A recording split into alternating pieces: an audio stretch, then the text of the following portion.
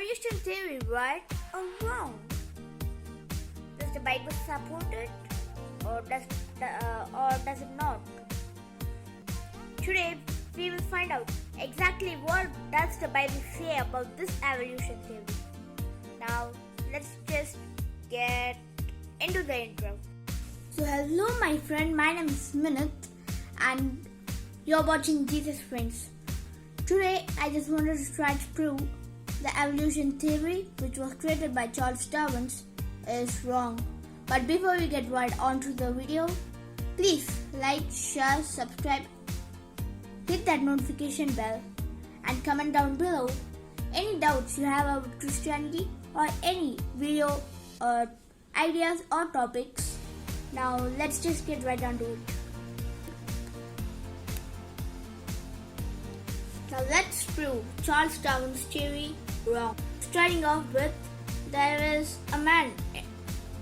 That's a man. This is not a story but a real life story. But I'm just making into a bit of a story and an illustration.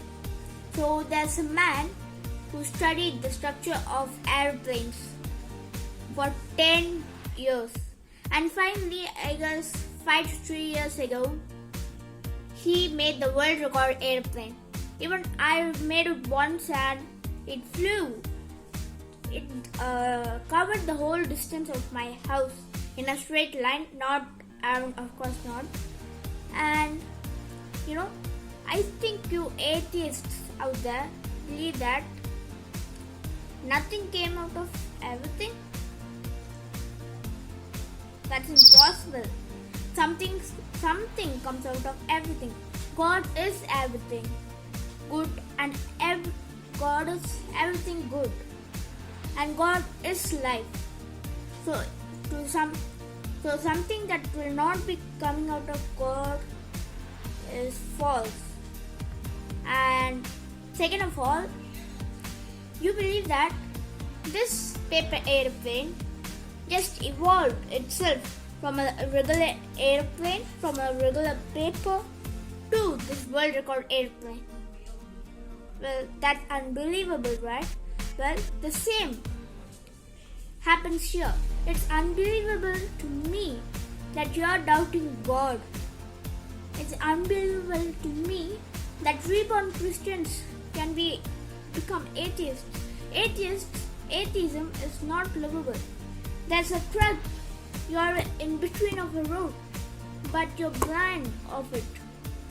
And there's a truck coming in your way, but you're not aware of it. You're fully blind of it. And one day it will hit you and you will face the consequence. Okay? So, as crazy as it sounds, the man must have observed it and wrote down it in a note for many years. And finally he succeeded.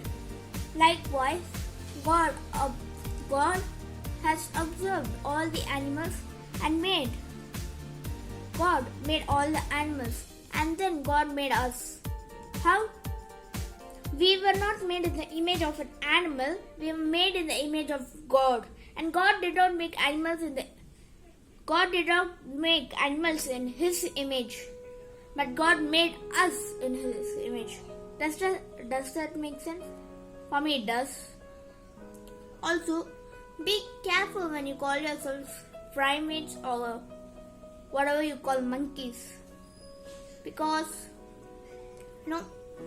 monkeys, you're telling that God somehow evolved from a monkey shape to a human shape. That does not make sense. How can everything evolve? It can't. Right? So you're indirectly calling God, your creator, the one who gave you life, a monkey? That's not manners. That's not how you react to your father, your creator. You owe him your life. But he still says, you know what? I will give you eternal life. I will bring you out of the realm of time, and you will have eternal life.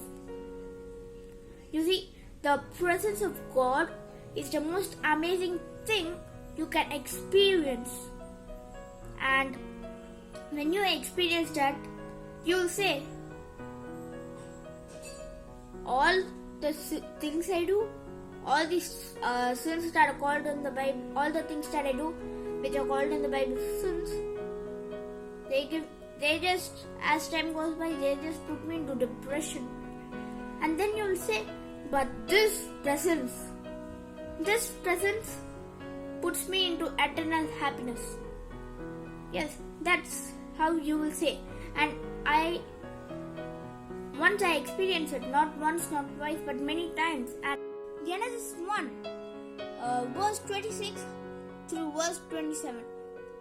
Then God said, let us make man in our image, after our likeness, and let them have dominion over the fish of the seas, and over the birds of the heavens, and over the livestock, and over all the earth, and over every creeping thing that creeps on the earth.